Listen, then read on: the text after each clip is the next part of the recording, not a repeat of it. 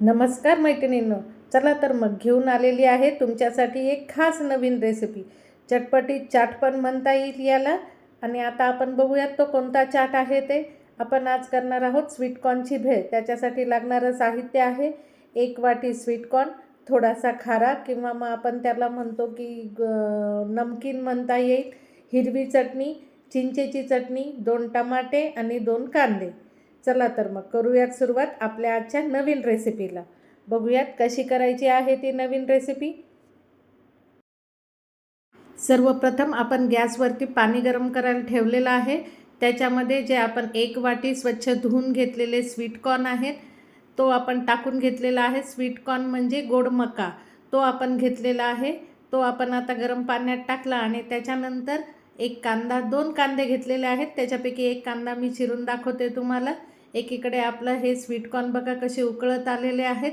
ते उकळत आल्याची खूण आहे की त्याचा रंग बदलतो. पहिले आपले पांढरट होते, आता ते छान असे पिवळसर झाले. ते पाचं दाबून बघितल्यानंतर कळतं की ते छान प्रकारे शिजलेले आहेत. अजून 1-2 मिनटं आपण त्याला ठेवूयात. तोपर्यंत इकडं त्याची तयारी करून घेऊयात भेळेची.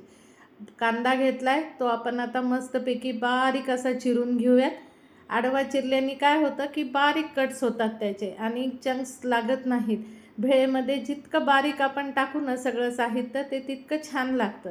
त्याच्यामुळे अशा पद्धतीने आपण आता हा कांदा चिरून घेतलेला आहे.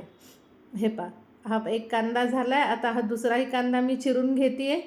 तोपर्यंत तुम्ही पण माझ्याबरोबर करायला लागा. बघा, हे अशा पद्धतीने मी कट केला आहे. उभा पण कट करू शकतो, पण आडवा शक्यतो कट करा. त्याच्याने स्पेस जास्त मिळते कटिंगला आणि बारीक कटिंग होतो. अशाच पद्धतीने आता आपण हा स्वच्छ धुवून घेतलेला टमॅटो घेतलेला आहे. तो पण बारीक कट करायचा एकदम. अजिबात मोठ्या मोठ्या जाड टसटस फोडी नाही करायच्या. एकदम बारीक बारीक, जितका बारीक शक्यतो चिरता येईल ना तितका बारीक टमॅटो चिरायचा आहे. अशाच पद्धतीने दोन्ही आपण आता टमाटे चिरून घेतलेले आहेत. हे पहा, इकडे आता आपले स्वीटकॉर्न झालेले आहेत. ते आपण एका चाळणीत काढून घेऊ आणि त्याचं पाणी खाली ठेवूयात. हे पाणी वायाला घालवायचं नाही. हे तुम्ही सूपमध्ये, खिचडी करताना, कुठल्याही याच्यामध्ये वापरू शकता. मसाले भात करताना. इकडं पॅन गरम करायला ठेवला होता. त्याच्यामध्ये 2 चमचे, मोठे 2 चमचे छान बटर घालून घेतलेले. बटर नसेल तूप घातलं तरीही चालेल. तूपही नसेल, चांगलं तूप, तेही नसेल तर मग तेल घालून तेलावरती थोडंसं परतून घ्या. तेल घालताना मात्र 1च चमचा घाला.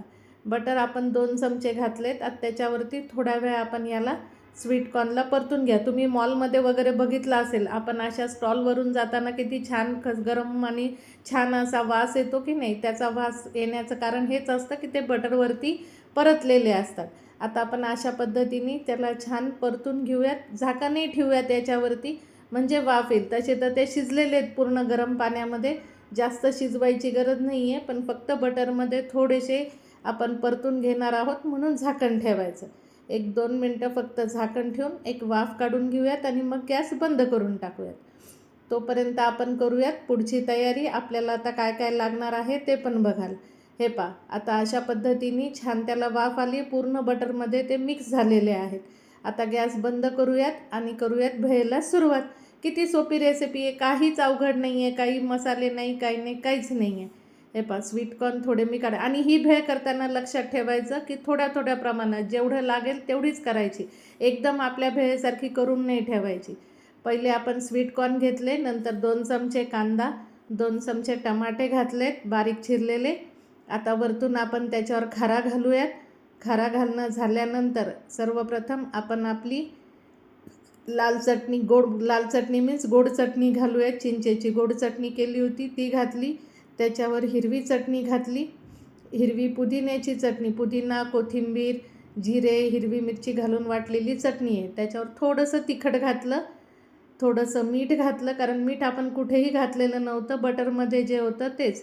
आणि वरतून एक चाट मसाला घालूयात. त्याने एक छान चटपटीत चव येते. जर तुमच्याकडे चिंचेची चटणी नसेल ना तर काहीच हरकत नाही आहे. तुम्ही लिंबूसुद्धा पिळू शकता याच्यामध्ये. लिंबू नसेल तर दही, पण दह्याने थोडंसं त्याला टेस्ट वेगळी येते. हे पहा, अशा पद्धतीने आपली स्वीटकॉर्नची भेळ तयार आहे. किती सोपी आणि झटकन होणारी रेसिपी आहे. संध्याकाळच्या चहाच्या वेळेला काहीतरी खा वाटतं त्याच्यासाठी ही